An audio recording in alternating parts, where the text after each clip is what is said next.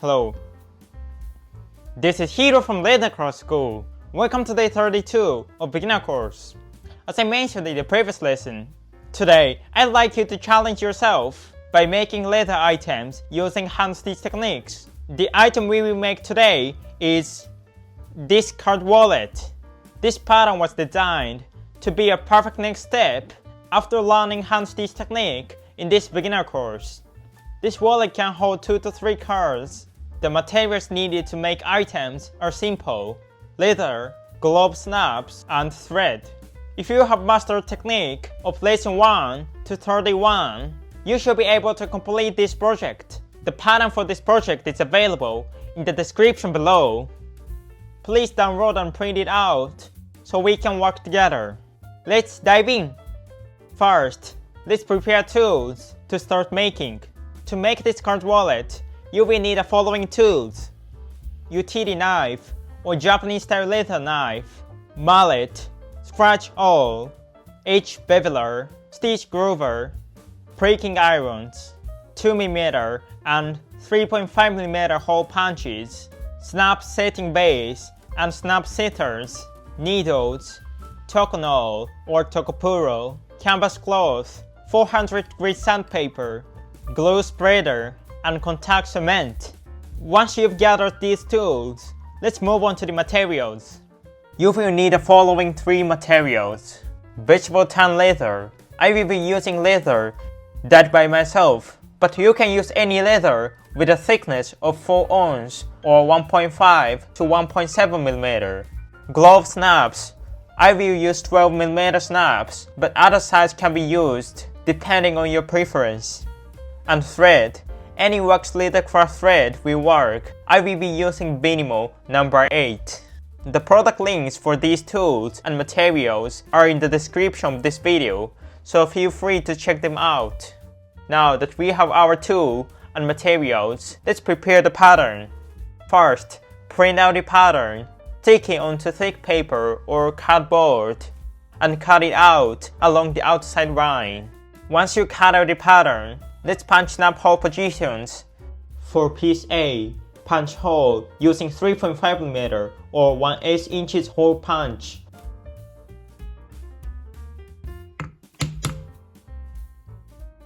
For piece B, punch hole using 2mm or 1/16 inches hole punch.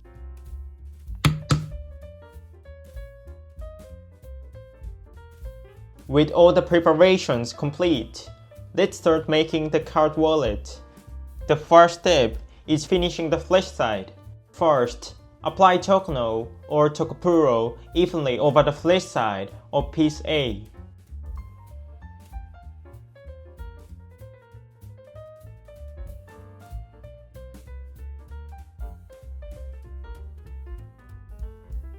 Use the canvas cloth or grass varnisher to smooth it out.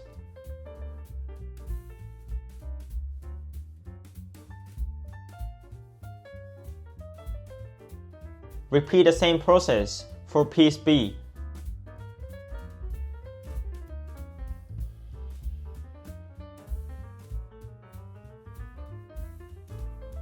Once both pieces have finished, let's move on to tracing the pattern onto the leather. First, place piece A's pattern on the leather and trace it using a scratch awl.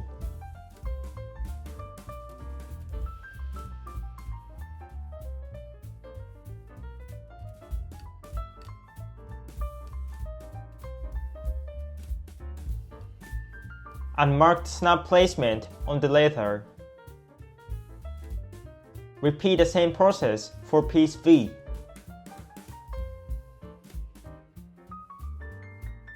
Now let's cut out the leather pieces. For straight cuts, use a utility knife or leather knife.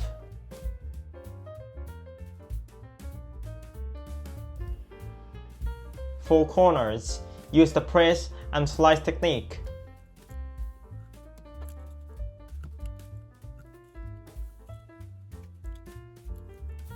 Once both pieces are cut, let's move on to edge finishing. Before edge finishes, align the pattern on piece A to the leather piece and mark the position of the black line with the scratch awl or marking pen.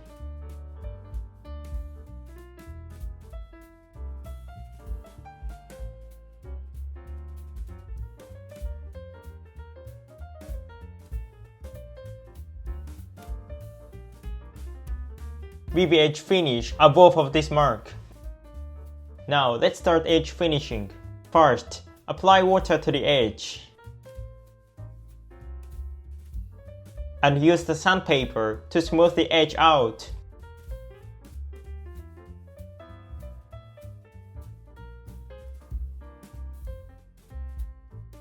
Use an edge beveler to round off the corners on both sides. And apply Tokonol and varnish with canvas cloth. Repeat this process for both flap of piece A and the top edge of piece B.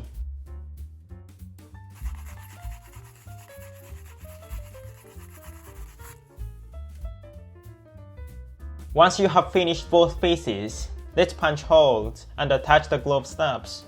First, use a 3.5mm or 1/8 inches hole punch to punch holes on piece A for the female snap. Then use a 2mm or 1/16 inches hole punch to punch holes on piece B for the male snap. And attach the snaps using a snap setter and setting base. If you need a refresher on how to set glove snaps, I included a link to day 16 of the beginner course in the description of this video. Feel free to check it out. Once the snaps are attached, we can move on to assembly and stitching preparation. First, align piece A and piece B at the bottom. And mark the glowing area on the fresh side of piece A using a scratch awl or marking pen.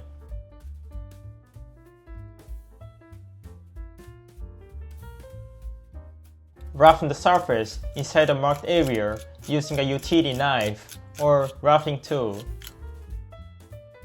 And apply contact cement.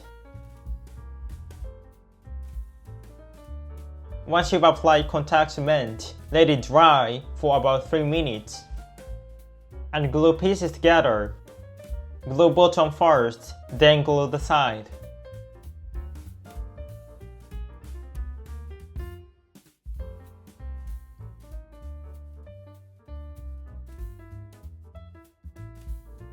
Once you glue pieces together, let's shape the corner of piece A aligned to the piece B.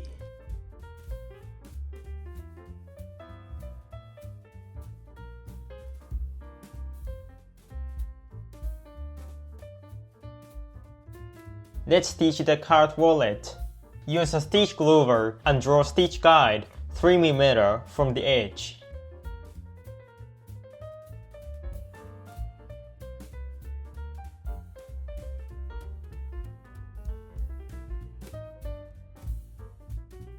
Now, let's use breaking irons to punch the stitch hole. First, use 2 prongs iron and place one blade on the opening of piece A.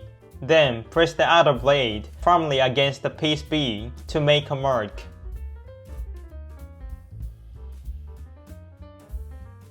And repeat the same process on the other side.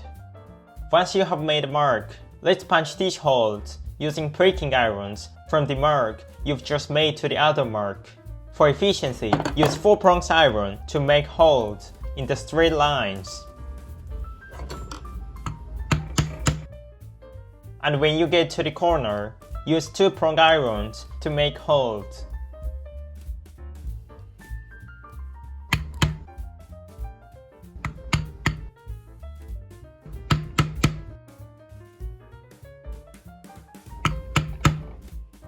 Once you have left the second corner, use the 2 prong irons to adjust the spacing of the stitch hole.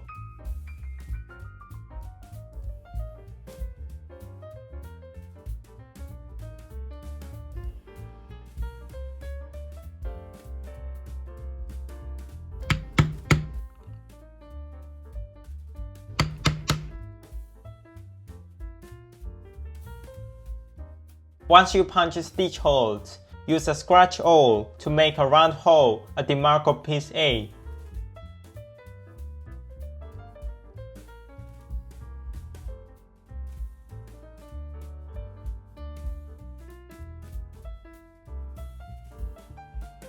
Now we have made all the stitch holes. Let's start stitching. Let's use saddle stitch technique. Please make double stitches at the first stitch for durability.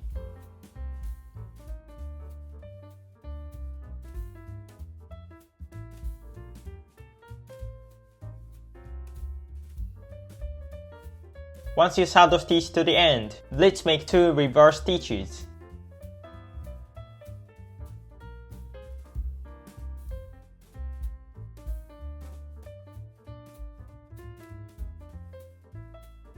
Once reverse stitch, let's finish the thread. In this card wallet, you'll be often see both the front and back side, so I will recommend using the seamless finishing technique to make the finish ends look clean. If you need a refresher on how to finish stitches using the seamless method, I've included a link to day 29 of the beginner course in the description of this video. Feel free to check it. Once you've stitched pieces A and B, let's shape the wallet using the wet forming technique. First, wet the leather until the leather gets soft.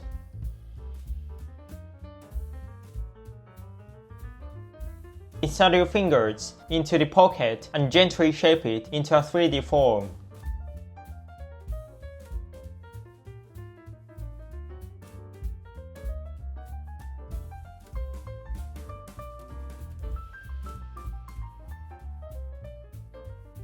Let it dry for about 24 hours to form the shape. Once leather gets dry and form shaped, let's do the final edge finishing. Smooth them with sandpaper.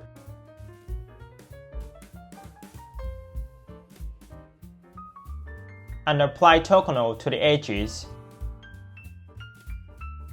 And varnish with canvas cloth. Let's repeat the process until you achieve a glossy finish. And with that, your handmade card wallet is complete. That's all for today. How was the project? I hope you complete the project. The difficulty level is right for beginners who just learned hand stitch techniques. This card wallet is compact but useful. It's perfect for carrying extra cards, or it will also work as tiny pouches. Thank you for watching until the end. If you enjoyed this video, please give me a like and subscribe for more Leathercraft tips. See you in the next video. Bye.